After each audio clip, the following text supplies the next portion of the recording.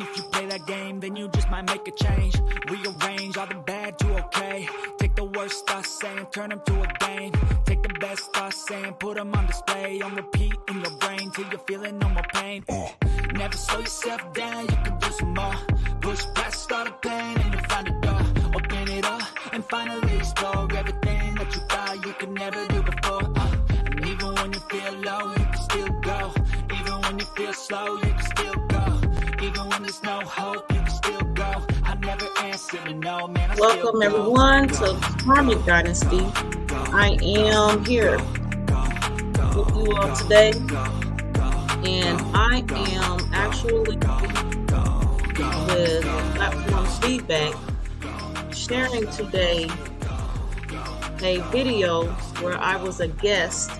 This video that I will be sharing today originally broadcasted April in the year of 2020. So I am sharing this video today. I will be here in the comment section. I'm back studio watching this video with you all, and I am streaming live today on my Facebook page, Joyish Rom. I am also by request streaming and sharing this video to the YouTube channel, Reed's Learning Street. And I am also live on my YouTube channel, Karmic Dynasty. So once again, I am sharing this video. I was a guest on a platforms called Our Black Empowerment. Credits and the original video is in the description below. Check it out. So in this video, you will see myself as a guest. Seiko Varner is the host, and another guest on the show is Phoenix, Rising Phoenix. So I'm glad everyone is here. This topic is very important. Today, I am here to let myself speak again instead of readdressing what I've already addressed. And stand by. Thank you for your time today.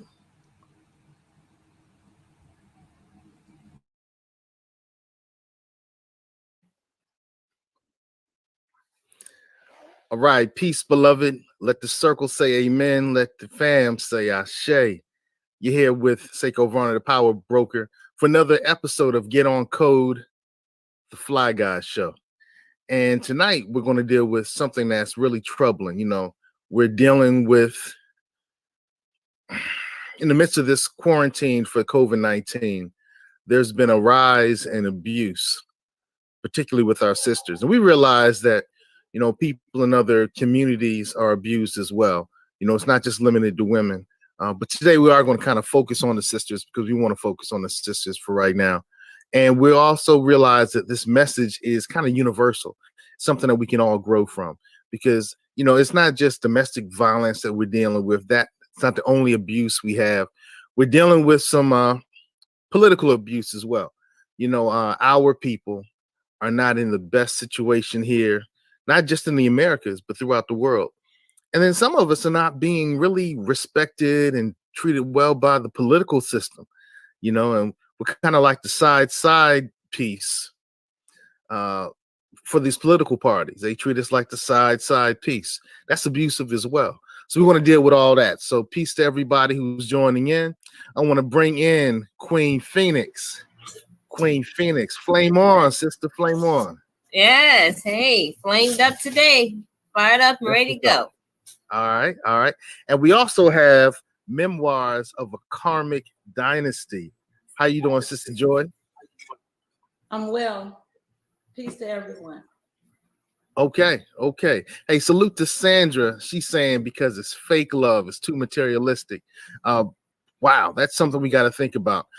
Why are the numbers rising because of the quarantine? Is it just because we're all together?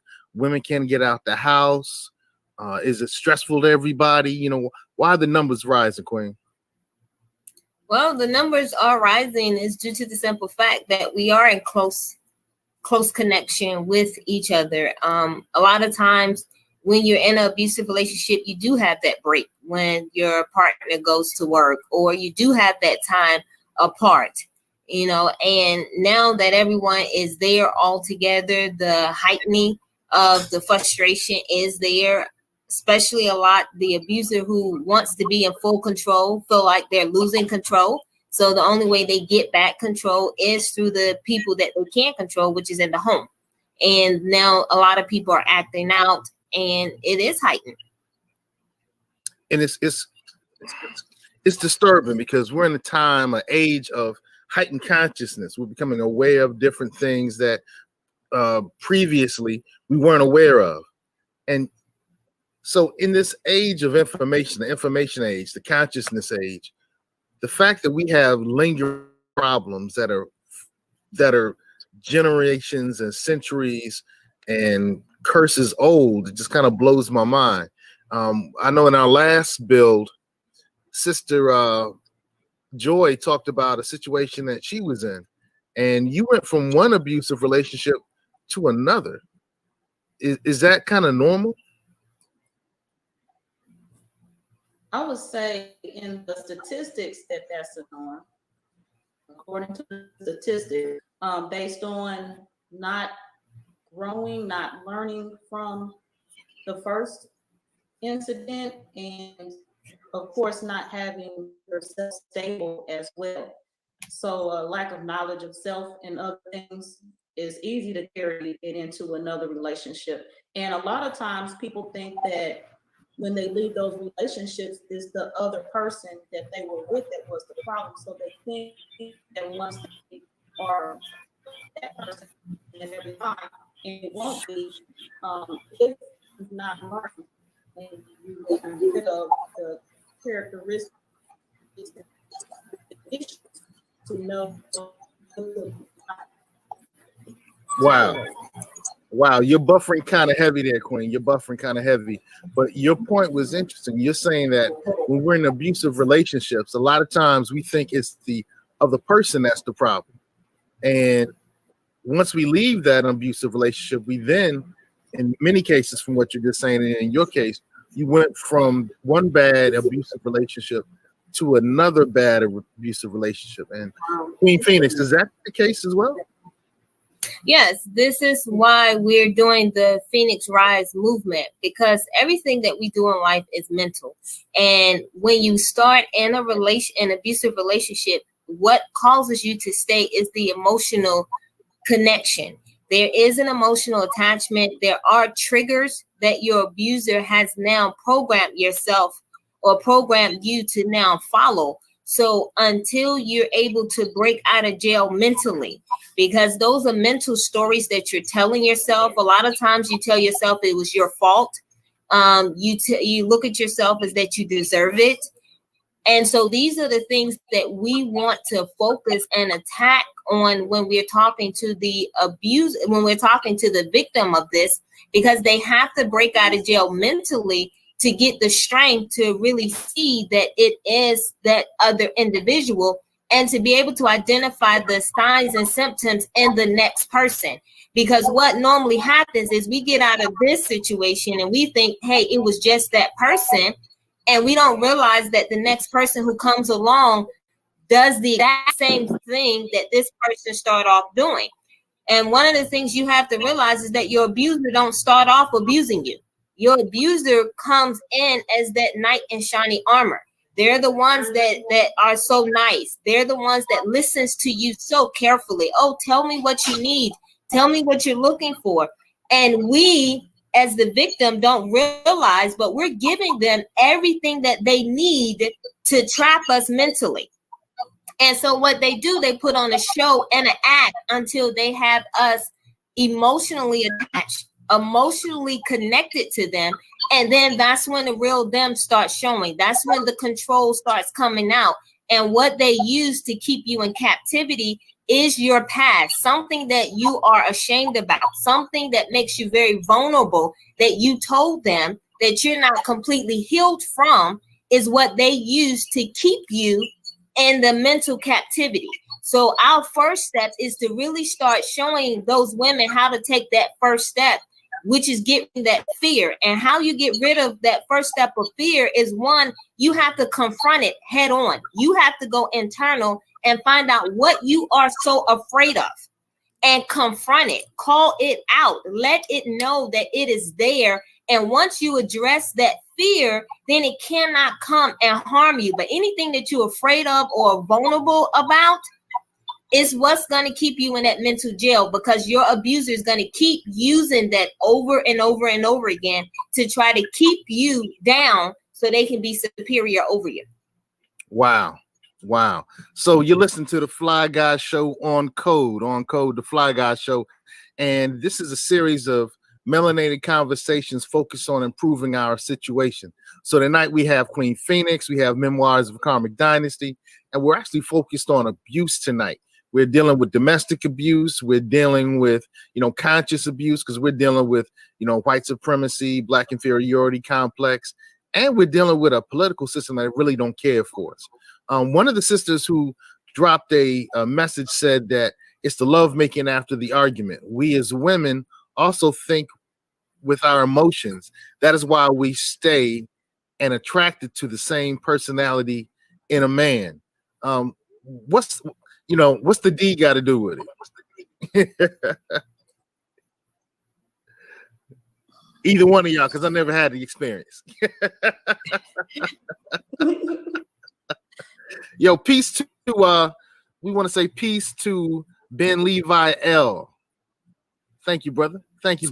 He's tapping in. He's one of the fly folk. Is it the love making? Is it the affection? Is it the feelings that happen during the makeup period? Is that one of the things that works in the favor of the abuse?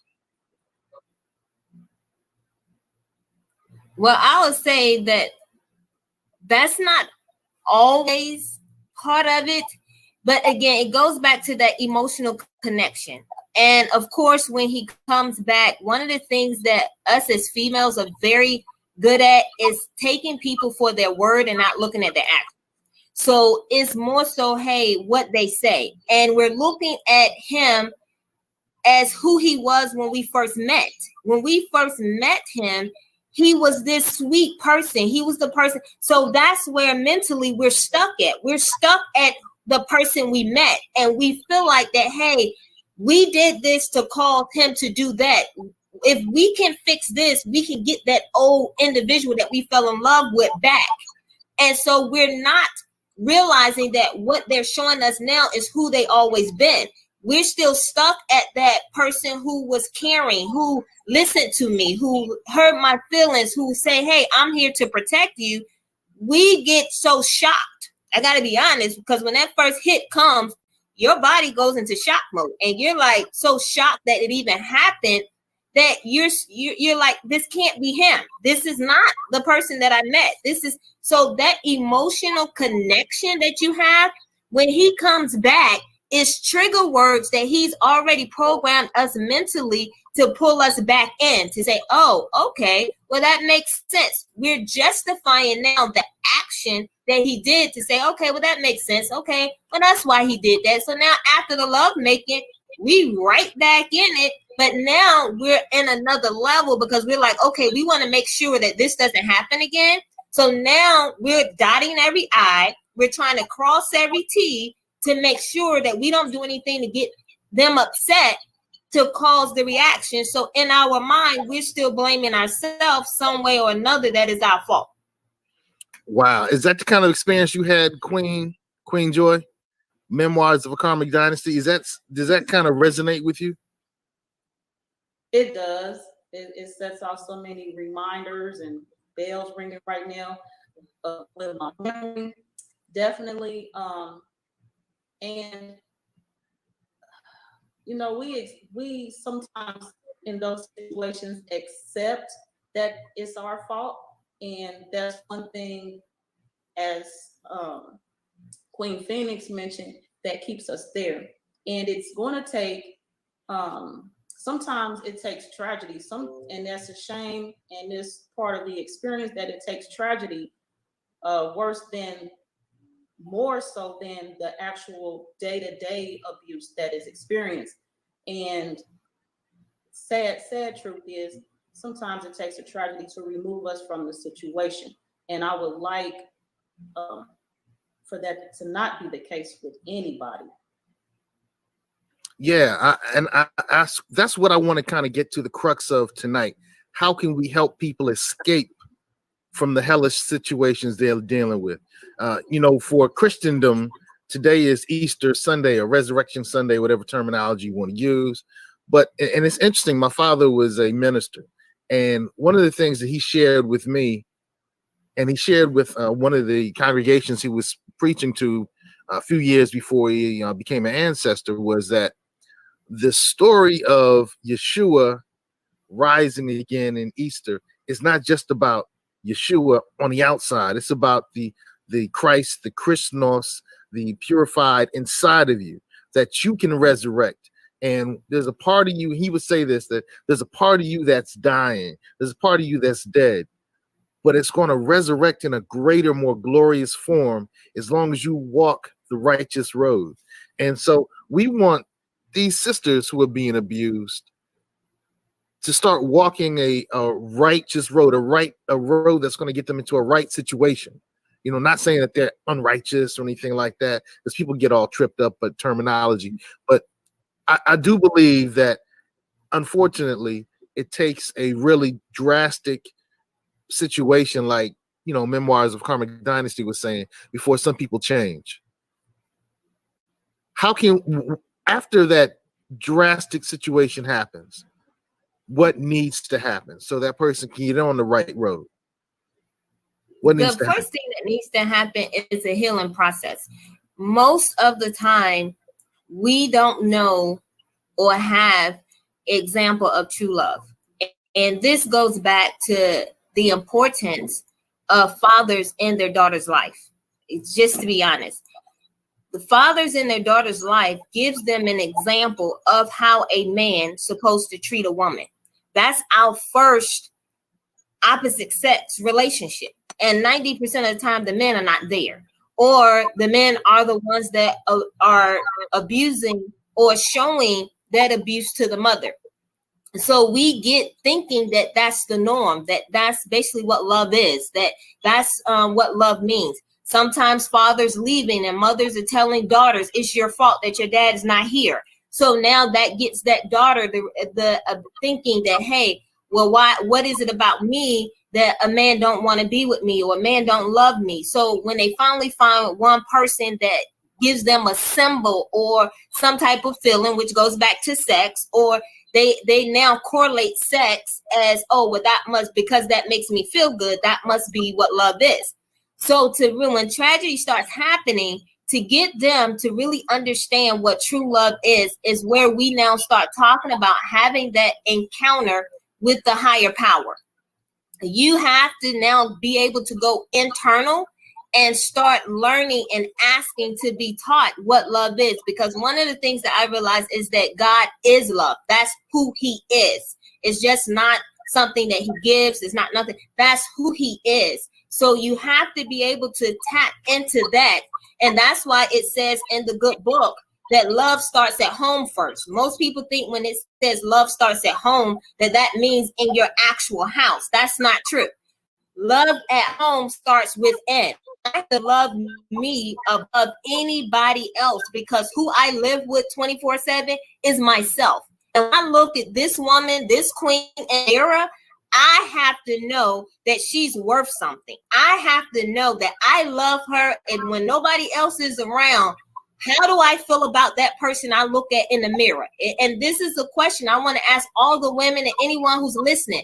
When you look at that person in the mirror, what do you want to do to that person? Do you want to beat them up? Do you really spend time with them? Do you want to love them? Because you want to bring on the outside. And that's why we have people who abuse other people. It's not because they discuss or that person is doing something wrong. It's because they're showing us how they feel about themselves on the inside. So no matter how much love you show them, they don't know how to receive or give love, because they don't know what love is. They don't love themselves. So they're just displaying to you what's on the inside. So in order for these women to leave, they first have to go inside. They first have to refine that love for themselves. Because I have to be honest, I didn't love myself. The longer I stood with him, and it was one time, I have to say, that the Lord used my abuser to get a message to me. We was in a huge argument, and I remember my ex-husband turning to me, and he looked me in my eye. He said, the day that you realize how beautiful you are on the inside will be the day that you leave me. And I never understood that. I'm like, what is he talking about, beauty? You know, what is he talking about this? Because I was so used to being abused and taken advantage of, I thought it was normal. So for him to say that, that one seed resonated in my spirit to when I had to go inside and say, I want to see this beauty that he sees. And when I was able to see that beauty for myself, oh, he was right. That strength came from nowhere. And this little chick went to war up in that house. But it starts on the inside to realize, hey, I'm worth more than this. I respect myself more than this. And now that I respect me, I can demand the respect from everybody else. But it starts with it within. And that's why we have the Phoenix Rise movement, because we have to get to these women. They might not know how special they are, but when you talk to another queen to tell you and start saying, this is what I see in you, those are seeds that we're planting inside of them that can eventually grow when no one else is there. Those words that you leave with someone resonate in their spirit to eventually give them the strength to now leave. And that's what we have to do as women. We have to come together, and instead of tearing down, we have to uplift, because someone else is already tearing them down. They're getting that all the time from their abuser. But to have someone to come in and say, look, I don't even know you, but just hearing your voice, you're someone special. You have something good on the inside. You know, if no one else ever told you, God loves you, and you need to start loving, those seeds will resonate and start growing. And that's how you start freeing them mentally for them to find the strength inside to leave. But it does take a process. So it's not a process overnight. Yo, Sister Joy, Memoirs of Karmic Dynasty. What was your process like? My process was first, as I mentioned, I grew up a tomboy, so me fighting with boys was not, it was the norm for me. So when my husband would fight me, I just would fight back. The process for me was coming into my womanhood, learning that I was no more that little girl that had to fight and fight with my hands, because I fight with my mind these days.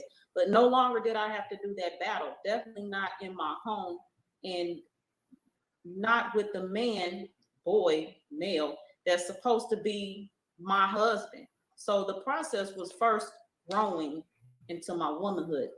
The next thing I did would be realizing that I needed to leave, and with my children, that I needed to accept that their father would not be in the home, which was my upbringing and my plan for my children. So there was a lot of acceptance that was needed first before I could remove myself and my children from the home. And the next part would be escaping. The next part, the last and final, well, not last, but in the household, the last part was getting out. And there are steps I took to prepare myself along the way so that I had a fear of not of triggering him onto my motive and what my plan was. I didn't want him to mess up my plans. I really needed to get out. So I took time and made sure that I got out. And then afterwards, it would be the healing that Queen Phoenix mentioned. And with having children, there's a process of not only healing yourself, but healing your children. Queen Phoenix, I know that you have your book, 6 Ways to Conquer Your Fear. How much is fear in this situation? You know, Queen Joy was just saying that she had to, you know, kind of get her head together so she can get and make sure that she did it in a way that was kind of, you know, secret, so she can get out of the situation. How deep is the fear in normal situations? The fear is very deep and it's real because it's the stories that we tell ourselves. In chapter 1 of my book, that's one of the things that we talk about is facing the fear. And it goes into my abusive relationship and all the reasons why I stayed, the fear stories that I was telling myself. One, I didn't want to raise my kids in a single family home. Why? Because I was brought up in a single family home and I saw how it affected my siblings. And the other thing, I didn't want to be a statistic. They always say, well, hey, because you marry young, you can guarantee to be divorced by this certain age. So then it was more so me saying, well, no, the fear of me being a statistic. No, I want to prove that I can hang in here, that I can do it. So it was a lot of things. Also, the fear of financial. Could I actually raise my kids by myself, financially wise? And I think the biggest one sometimes is the money factor. A lot of times women are afraid to leave because of the money. And I'm going to ask, it goes even bigger to even the wealthiest of the wealthy. Women are getting abused even at that level, and they're scared to leave because they don't want to leave that lifestyle. They get so used to the lifestyle, the glamour, all of this, that they're willing to give up their dignity, to give up their self-esteem just to stay and be fearful of, hey, I have to start all over again. They're afraid of all this time that I invested into it. And then all my friends who have surpassed me. And now if I leave this situation, I'm starting all over again. I'm starting from ground zero. How's people going to look at me? What are they going to think about me? People fear because of the age that they are. It's so much fear that goes in there. And this is why in my book, the first thing that it states is to actually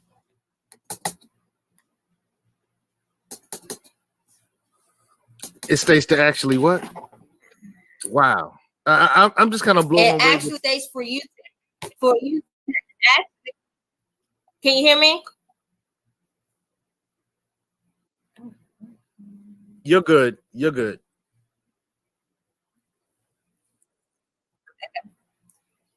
But yeah, so that's what I want to let them know, that you want to stare that fear in the face. You definitely want to make sure that you call that fear out, identify it, because once you know exactly what it is, you can confront it.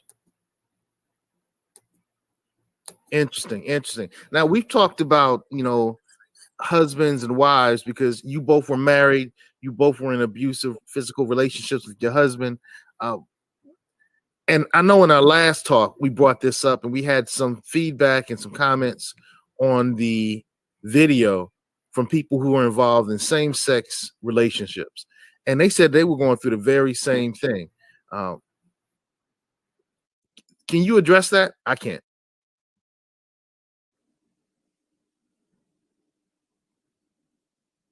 It's on you, Ma.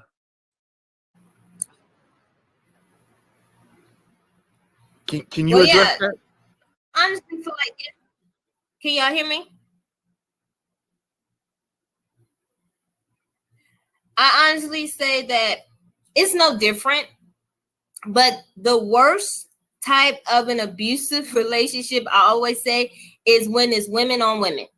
And the reason why it is because women fighting women is not a big deal, but I'm all for girl power, but I have to say when it comes down to women, and you can say the same, Joy, we are the most devious, connivingest people when you get us pissed off. I just got it. So when you're looking at two women coming together, the abuse is even worse. And the reason why I can speak to that is because I have two cousins that has gone through that situation.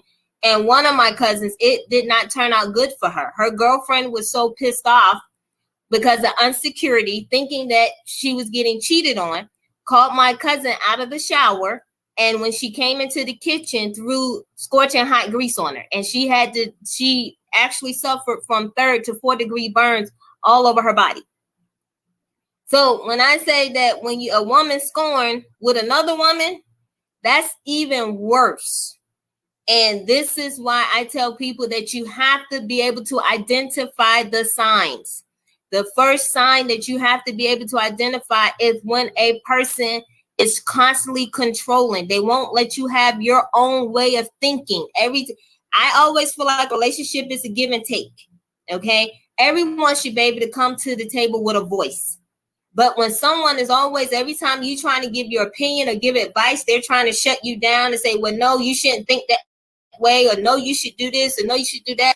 That's a form of control. Secondly, when they always putting the blame on something else, because the sky is blue is the reason why I did this, or no, that happened because such and such did this. They're not willing to take ownership. They're trying to find the blame to put on everything else but themselves. So when you have a person that's not willing to own up to what they're trying to, what has happened, believe me, it's gonna eventually move further down to abuse. And abuse doesn't always start off physically. Majority of the time, it starts off mentally. They start off with mental abuse. They're gonna call you out of your name. They're gonna try to find things to belittle you. And they're going to use your past against you. Anything that you let them know about you, they're going to use that in a negative way. So whatever you're insecure about, whatever you are ashamed about, is what that abuser uses every time you get in an argument to try to pull you down. So Joy, anything you want to add to that? No, I don't have any experience in that area, so I have nothing to share. Understood. Well, it seems to me that abuse has a pattern. And, you just described, physical abuse. But we're also suffering under, white supremacy and black inferiority complex. And it's amazing to me. Like, for instance, we just had a situation in France where the French scientists said, oh, okay, we think we have a solution. We'll take the solution to the Africans. We'll try it on the Africans first. We'll try it on the Africans, see if this works with them first before we bring it to our French people. That's just, and I know you're saying, how can you connect that to the physical abuse that somebody felt? And I'm seeing that there's a pattern here where the person who is trying to control things tries to be totally in control. And so that's one of the signs and symbols that you've talked about. What are some of the other signs and symbols? Well, it goes back to even when it comes down to people in authority, people that in authority figure that goes over and beyond for no reason. When you look at our community and how you have some people in authority take that to, our young black men or our young black women. It's all about that control, or, hey, I just want to show you that I have the upper hand.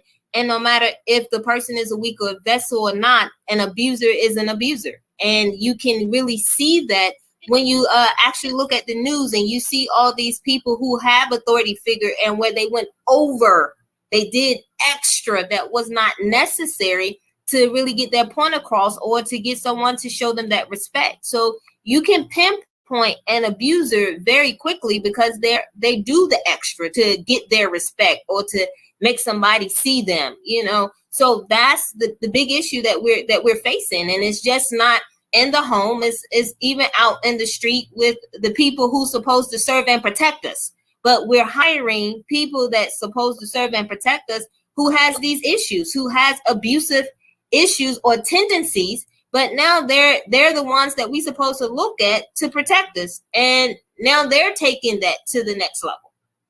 So you're saying that some of the issues that we're dealing with, some of the issues we're dealing with police brutality and police overreach, are police officers who in their homes are doing the very same thing. Exactly. So how does your belief system kind of lead into this? Because we're always looking for solutions. So, the day is Resurrection Sunday. For those of us who are not involved necessarily in Christendom, it's another Sunday, but there's a belief system with Christianity. We have, Islam, we have, Judaism, salute to the Hebrew Israelites out there. Salute to the Moors. I'm interested in finding out what our different books say that will help those who are being abused get out of abusive situations.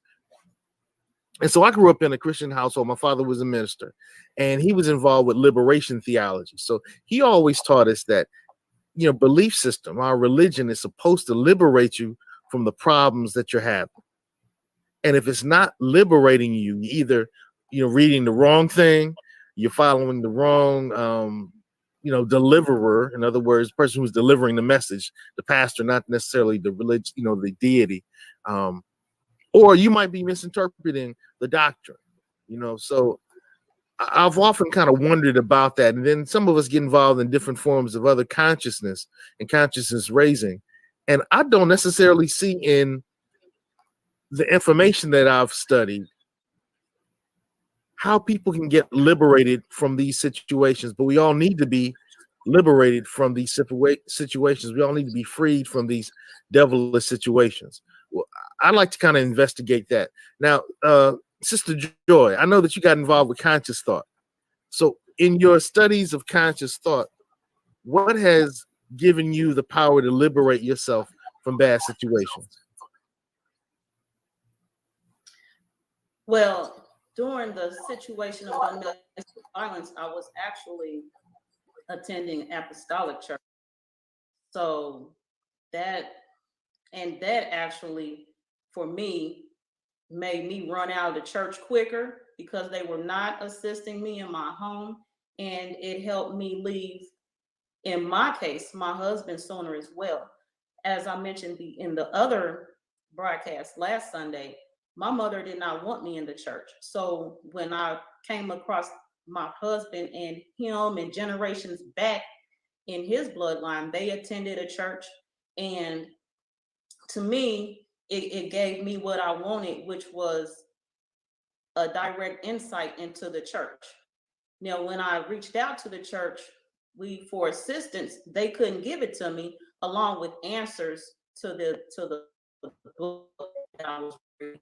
I separated from the church, and I separated from my husband even faster. To me, they're linked together. And many times when we pick a partner, it's based on our similarities.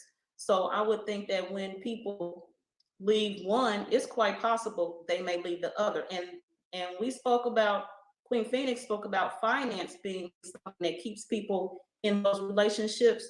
Our faiths, beliefs, and our knowledge is something else too, because we leave that in.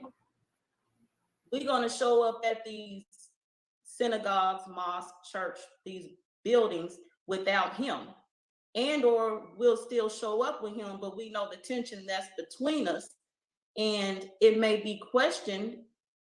Because I'm telling y'all, there was a one time in church, and he thought he gonna like nudge me and just keep picking at me, and in the home I would react, but he thought, because we was in church, that it was okay. I stood up and addressed him, and then they had the altar call, and I called him out in front of the whole church. You are not going to address me any kind of way, and please don't think because we in this building that I will not call you out. And that's what I did to him. What I will also say is this: in addressing this Easter day, because I don't recognize holidays, what I will say is what I've always known. I'm not going to wait till a specific day to address and or recognize what needs to be addressed or recognized. When it comes to death and resurrection, we die daily. We shed daily. We grow daily. We die daily. We let stuff go and we resurrect. And as Queen Phoenix can say it best, in accordance to her book in this platform today, about the Phoenix rising and the ashes and all this stuff, I'm gonna let her say it. But we get rid of stuff every day. If it's just you decide, I'm not gonna read the mail today, I'm gonna sit it to the side. Well, no, I'm not gonna wear that dress today. We let go of things every day. You get a new haircut, you do your hair another way. We let go of stuff every day on the range from minimum to maximum.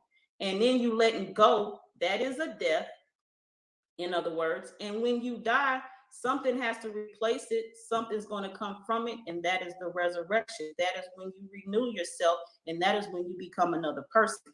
We don't become somebody different overnight. Who I am today, I am me today based on what I went through every day in life. I didn't go from the woman who was in the little girl who was in every relationship to the woman who I became afterwards, to the memoirs of a Karmic Dynasty today. I did a lot of dying. There was a lot of death on my path. And at the same time, I was being renewed and resurrecting at the same time.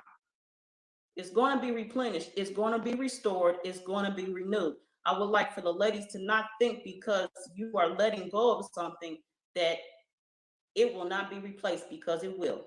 And when you make a move, it will even be bigger, better, and brighter than what you had before. Ashe. That kind of goes with what my pops used to say. He would say, you know, something about you is dying. It's going to die, but it's going to be reborn in a more glorious form as long as you walk that righteous road. Walk that righteous road. That's Queen right. Phoenix. Whoo! So how did these sisters flame on? How do we flame on? Because we got to flame on and rise out of some other BS as well. But how do we flame on out of these situations? You've talked about it before, and you also talked about the fear. But look, somebody's trapped in their house right now. You know, where they're quarantining right now. How do they get out of that situation? How you have to get out is basically like Joy was saying, it's you killing yourself. And what you have to do, the biggest thing that I always tell myself, and I do it on a daily basis, part of dying is that step of forgiveness. And I know some people find it so hard. You have that one person that you say, I just can't find a way to forgive them. And you know what? That one person is the worst you. And that was one of the things that I had. I remember a time being actually at home, stuck at home with my ex-husband. And it wasn't pretty. Every day it was a task being at home with him. But what I used to do was go into a secret place, which I actually call internalizing. But I do a lot of meditation. So this is when I first learned how to meditate, where I went internal to myself. And I actually started talking to myself on the things that I was scared of the things that I was afraid of. And I had to have, because you're your worst critic. So I had the best me beating up on the worst me for making mistakes. And the first step that I had to do, which was the first part of dying in order to resurrect, is that I had to have my best me forgive my worst me for tearing up. And I know you'll probably catch it later, but I'm going to say it one more time. You have to have the best you forgive the worst you for messing up. Once you forgive the worst for messing up, then you have to release that, which means you have to let it go. Let your past go. Yes, it's things that you've done. It's bad decisions that you've made. Yes, but that's your past. You cannot change it. And yes, you're constantly beating yourself up, playing that over in your head. Well, why did I do this? Why did I make that decision? Okay, you did it. It's done. Forgive yourself. And then release it. That's the dying part. You're letting the old you die. And I'm going to use an example in the Bible when Jesus met a prostitute. Okay. And he did not condemn her.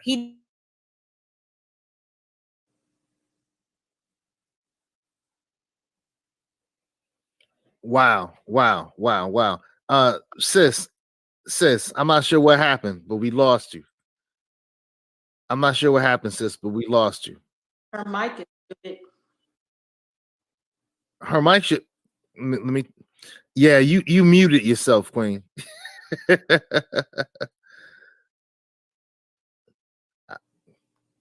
Oh, sis, she was about to go in too. She was about to go in technology. Queen Phoenix, unmute yourself.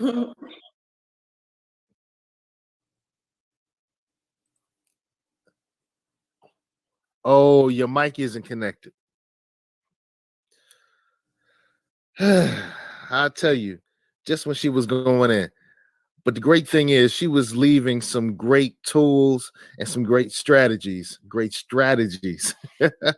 And so you're going to have to forgive yourself for some of the things the decisions that you've made. We're going to have to forgive ourselves for some of the decisions that we've made. Queen Phoenix, try to come back in. We're going to let you come back in. All right. We're going to let you come back in. I'm not sure what happened, but we have to forgive ourselves from some of the decisions that we've made. That's how we can move forward. I know I had a conversation, Queen Joy, with a sister who was saying that when she looks back at what happened during the civil rights construction period, and what happened after the civil rights period, and there was a lot of marching, a lot of things of that nature. She said a lot of people poo-poo all those things that happened, but she said people of African descent are really in their freest moment in the United States of America. We're in our collectively freest moment where we can actually do things that we weren't able to do decades ago, generations ago. We're in our freest moment now. And so now that we're in our freest moment, we can start doing those things. So we shouldn't poo-poo and demean and say that's stupid and that's whack and all that marching stuff is for the birds, because those strategies got us to where we are today. And now we can take that platform and move forward. And that goes just back to what Queen Phoenix was saying. You can't just keep putting yourself down for some of those old decisions. And sister Queen Phoenix, you were just saying that Yeshua in the Bible is quoted as saying what? Yes. Well, when he was actually dealing with the prostitute, and he told her how the value that she brought to the table, she actually went back home, and it was the jar of perfume, and most of his disciples criticized her for breaking the jar and pouring the perfume over Jesus and anointing him. But what that symbolized there was, once he showed her the value that she held inside and the power that was within her to be able to transform, she was able to now break her old life. So the symbolism of her breaking that bottle was letting him know, I'm breaking myself, I'm taking my old life, and I'm dying and killing that.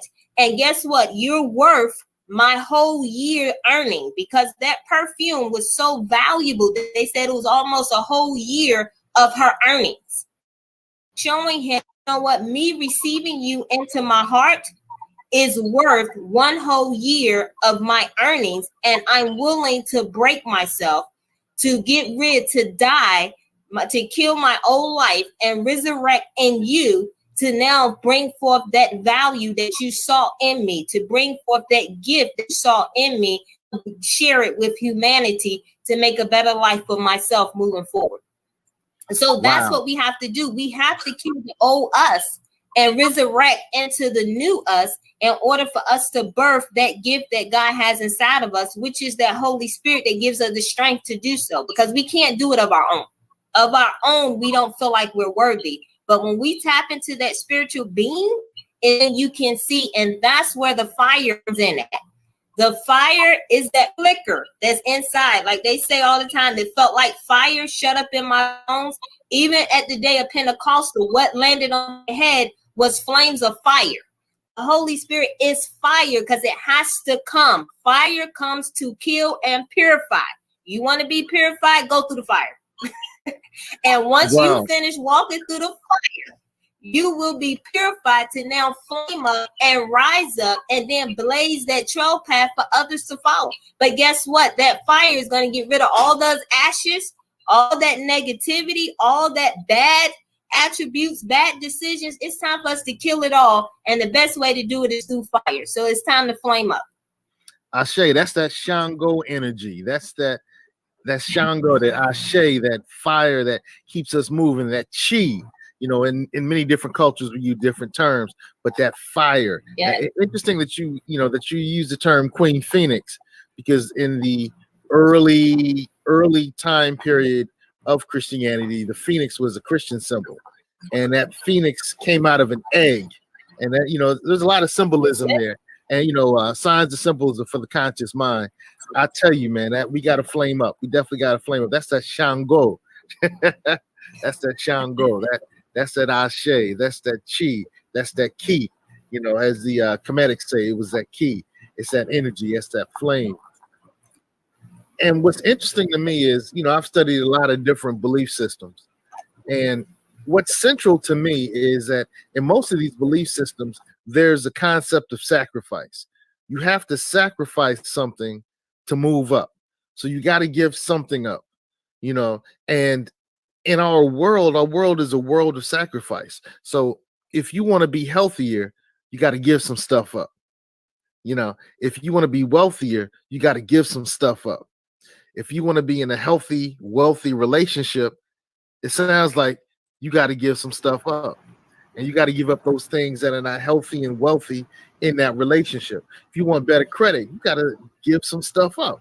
I help people with the credit all the time. Shameless plug. You can find the information in the show notes.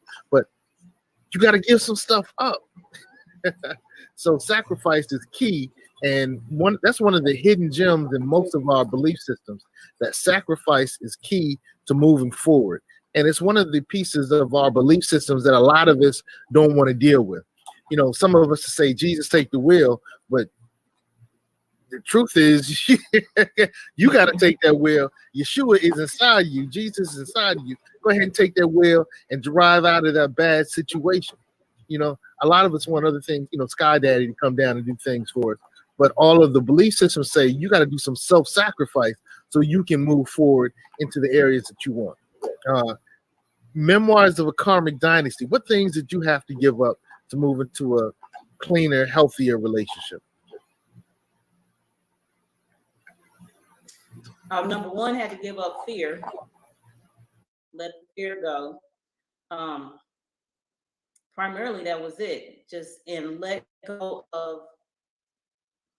Yeah, I'd say fear. Fear covers everything. You let that go, you good. Interesting. We got to let go of the fear. So, and it doesn't matter what type of relationship you're in, like Queen Phoenix said, you just got to let go of it. You got to let go. Queen Phoenix, what are some things that you had to let go to make sure that your relationship moved?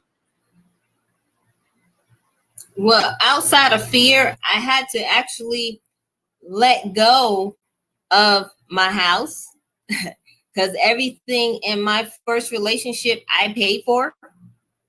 And so it was a lot of things that I had to let go of. I actually had helped my ex-husband create his own studio.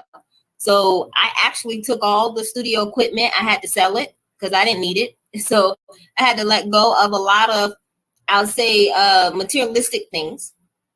I had to definitely let go of my fear. I had to let go of feeling like that I had failed at something, because that's how I felt leaving that relationship that I felt.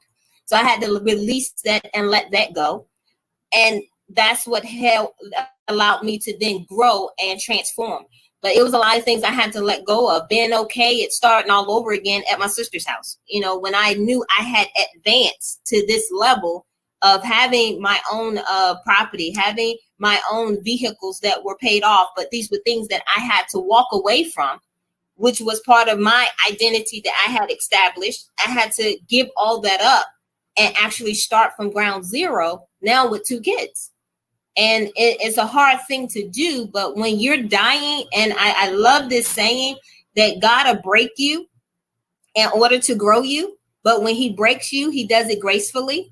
So I was basically being broken gracefully in order to transform into the Phoenix that I am. And it's funny because I have 2 tattoos on my arm. One symbolizes a cross with my kids, and the other one on the other end symbolizes a tiger breaking through my skin.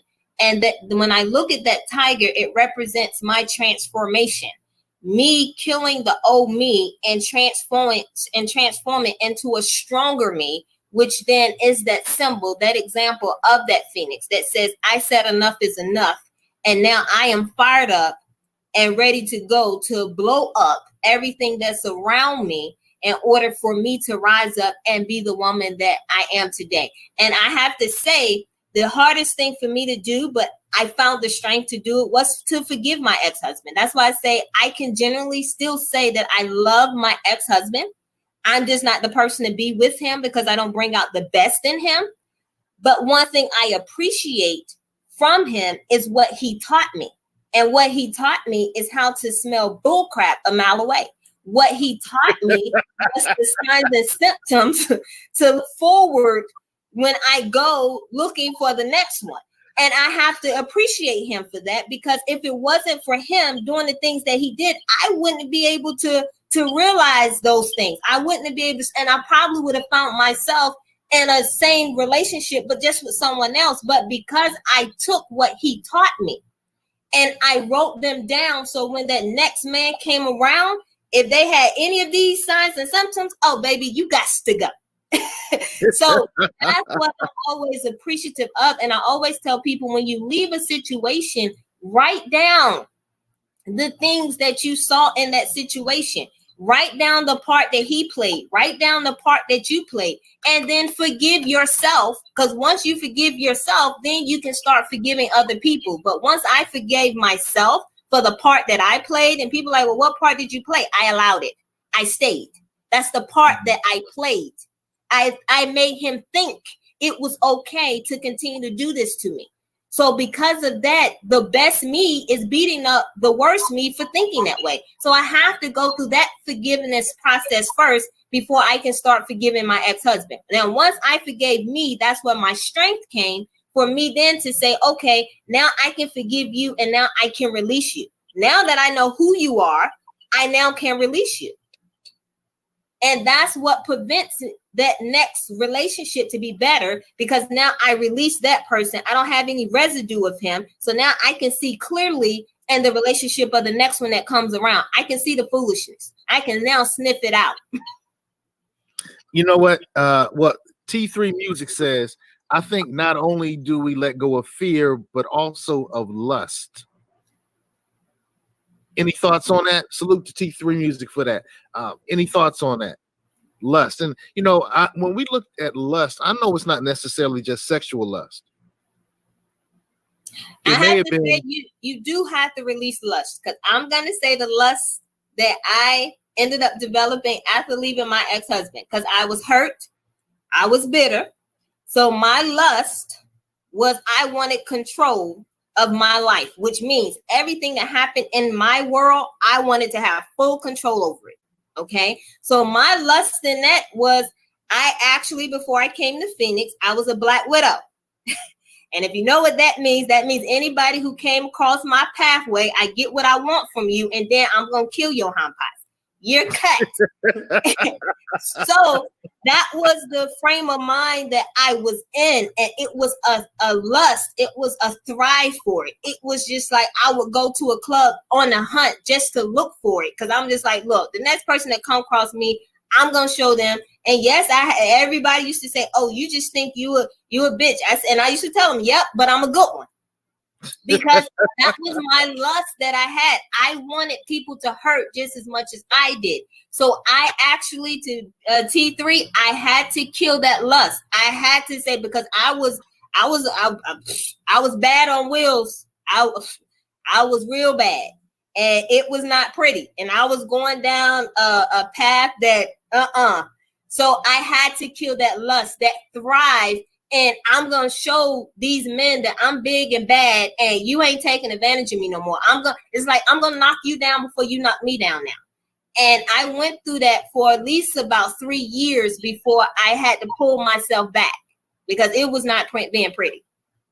Wow. So you turned into a city girl. Oh, yeah. Some of us know what I'm talking about. Joy, you know what I'm talking about, right? Oh, snap. She had to let go of the lust. Yeah.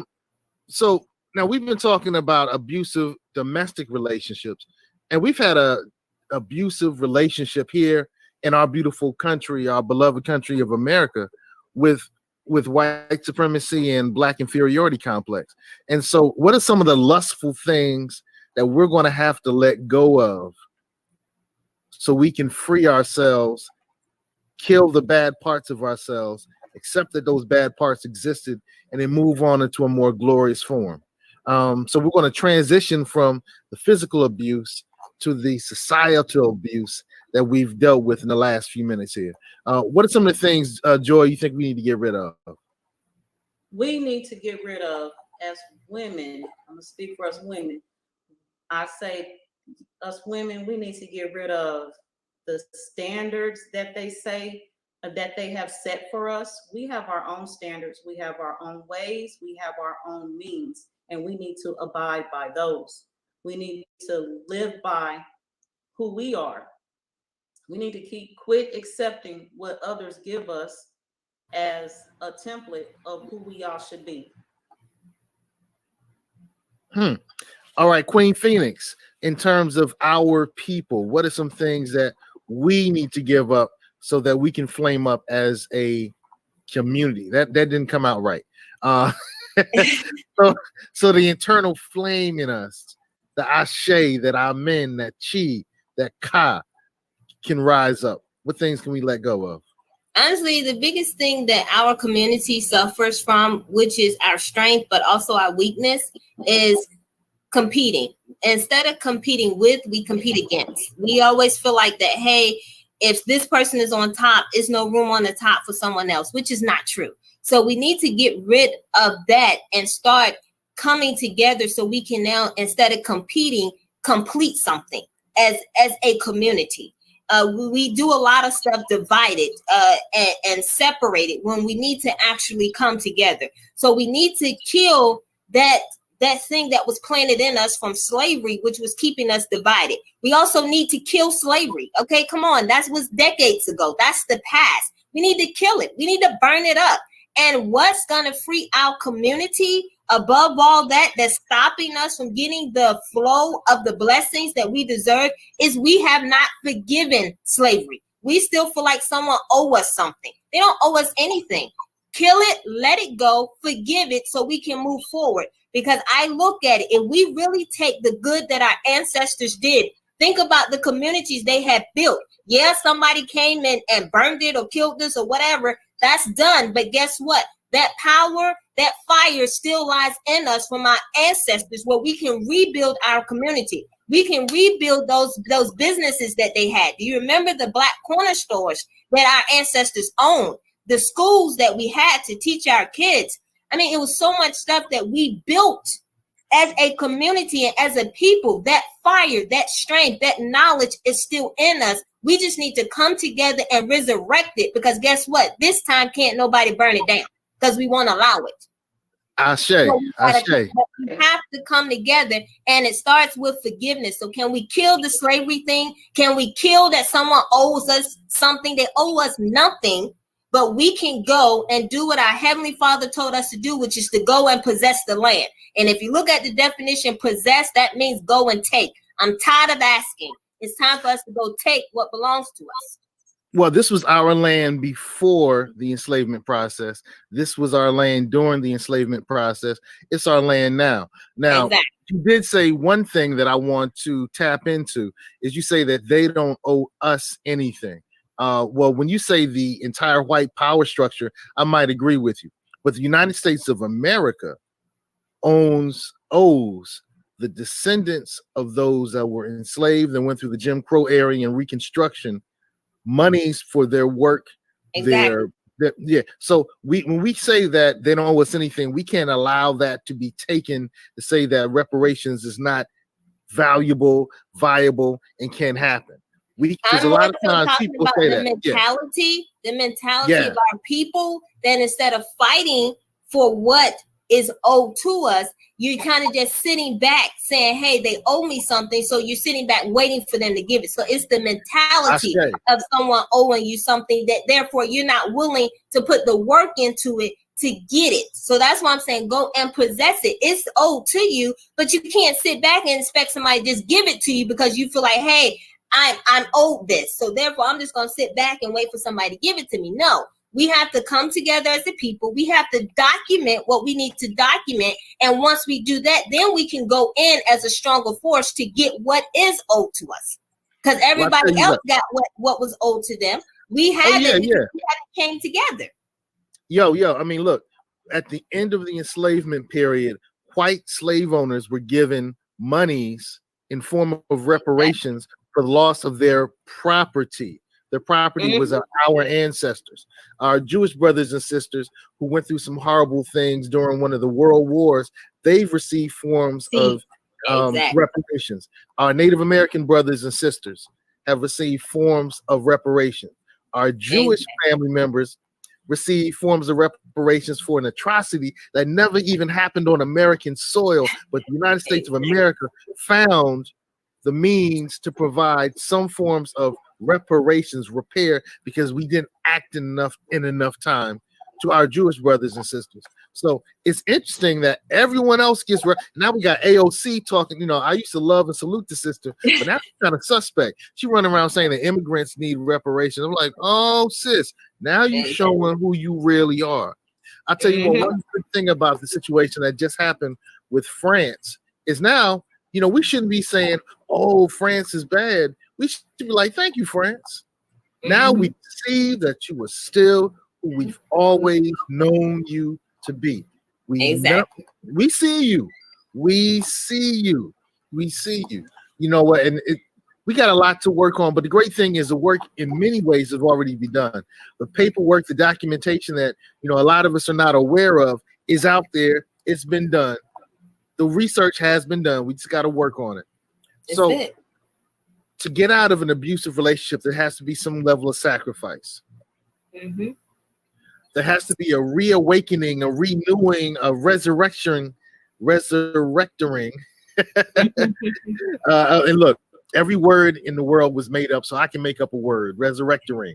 I can make up that word. Every word in the world, every name, every concept was made up. So back off. We need to resurrect our mindset. And we have a lot of work to do, but the great thing is we've done it before, we can do it again. We've done it before, we can do it again. So sisters, if you're in an abusive relationship, and I know I said at the very beginning that this discussion on abuse wasn't solely for the sisters. It's focused on the sisters. It's expanded. It has, you know, information that can be applied to all of our communities. But I want our sisters free. I want our sisters free. And I want our fellas free as well. You know, Sister Queen Phoenix, you mentioned how as much of as an abuser that R. Kelly was, he was also abused. Yes. And I know that's not love right now. You know, it's more in fashion to, you know, cancel him and to kind of wanted to destroy him. And I'm not saying he shouldn't pay some level of pain for the pain he's inflicted. I think actually in many cases, he's shown some things that resonated with sisters and they said, wow, I went through a similar thing. And so I got to let that idea kind of develop a little longer, but we got to let this abuse go. And so I think that step one, like you said in your book and you've talked about, we got to let those things sacrifice. You got to let those things die. We got to let them. You let go of a house and some property? Yes. You're a bad chick. And we got to let go of the lust. I know that your book goes through 6 steps. I know that you want to go into development of those 6 steps in some future lives that we do. But can you just give us a quick wrap up of what those 6 steps are? Yes. The 6 steps, one is actually staring fear in the face. You want to actually call it out. That's step 1. Step 2 is where you now focus on other things besides the fear, is where you want to now focus on where your value lies at instead of focusing on the fear. Step 3 is you want to think positive and stare down fear in the face. So now anytime that fear rises up, combat it with something positive. Replace that fear with something of faith that's going to keep you moving forward. Step 4 is practice meditation. I know meditation helped me a lot, but going internal, finding your safe place inside, but doing that meditation where now you're meditating on something good, stronger, that's going to lift you up and pull you up. Step 5 is then forgiving yourself. Remember, I told you to have the best you, forgive the worst you for messing up. So you want to definitely start forgiving. Forgiving is the first step of healing. And then step 6 is now expressing gratitude. So once you have forgiven yourself, then look back and be grateful for the things that you've learned through that abusive relationship. So I always express gratitude for the things that I've learned from going through that abusive relationship, because if I had not gone through it, I wouldn't be the strong woman I am today. So I always express that gratitude. And you definitely want to be grateful for every challenge that you face. That's why the good book says, count it all joy. When you go into, when you go into challenges and stuff, count it all joy, because knowing that it's just testing our faith. And once we come out of it, we're going to be a better and stronger person.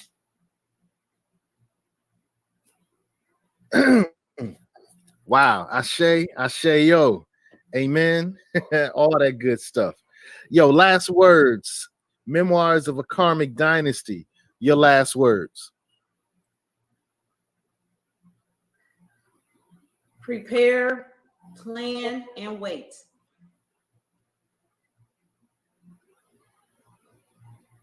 That's what I have. Wow, I had to let that marinate for a second. Wow, say that again. Prepare, plan, and wait. All right, so let's talk about the term wait. Are we saying wait as in just sit back? Are we saying wait as a waiter or waitress? We're actually acting on something. You're acting on something. And the action is to get out. Ashe, get out, like the movie said, right? Last words, Queen Phoenix. Last words. And we have your book up here. Last words. Yes. Last words is definitely when Joy said plan. You want to plan mentally. You want to prepare yourself. Prepare yourself for getting stuff in order. And then when it's the right, and the waiting is waiting for the right time to leave. When he's asleep, when he's at work, however, have that Dear John letter waiting on him when he get back there. But wait for the perfect time to leave. You know, for me, I left and I brought my posse with me. So he was there. So I told him straight up, hey, it's over. But for some of you, that's not the best way to do it. And so I go with Joy, wait for the right time to leave. But in the meantime, prepare yourself mentally and plan it all the way through. Plan where you're going to go. Plan your next step. Plan what you're going to do after. But whatever you do, the biggest plan is plan not to go back. Once you leave, do not look back. That becomes your past. So when you're killing something daily, that means every day you're killing your past in order for you to move forward. So kill it, leave, and don't look back. Ashe. Okay, so we've had a great build tonight. We've got a chance to look at abuse and how it manifests and how we can work our way out of it. And as I said earlier, in today's build, we started off and we've kind of focused a lot on domestic violence, but we also want to take the same information and the same approach and move it towards removing ourselves from abusive relationships with our society, with our society and with our political system. So I'm pushing the empowerment agenda, and the empowerment agenda says that we're only going to put our political resources, our financial resources, our spiritual resources, our attention resources, our effort resources into those things that are part of our agenda. So write down what your agenda is. Write down what your agenda is, and then find other people so that you act as a block. You act as a financial block. You act as a political block. You act as a spiritual block. You're working in concert. You're working in a group effort. It's collective. It's collective responsibility. It's collective economics. It's collective. It's corporate, as the church folks say. It's a corporate experience. Work to have an agenda. Find yourselves around people with that same agenda, and then demand, demand that your agenda is followed. So if you're vote blue no matter who, Democrat, that's cool. That's Gucci. That's cool. So now you need to demand from those Democratic candidates that they tell you where they line up in their agenda. You might find out that they truly support you and you're supporting the right person. You might find out that you're supporting somebody who doesn't support you. You might be a red until I'm dead Republican. That's cool. That's Gucci. But put up that agenda and say, hey, Mr. Candidate, powers that be, this is our agenda. Where do you stand on this agenda? You might find that they're totally aligned with it. You might find that they don't care about you as much as you care about them. And then if that's the case, you're in a bad relationship. You're in an abusive relationship. You need to get out of it. You need to look at your credit cards and your credit card spending and say, hey, are you getting me where I want to go? That's the empowerment agenda. So salute, embrace the empowerment agenda. Politically, spiritually, financially, and in terms of your attention as well. Let's all flame up. Let's all rise up. Let's all come out of the ashes of our situation. Let's all be resurrected. We're going to be reborn in a more glorious form as long as we walk the righteous road. Ashe, ashe.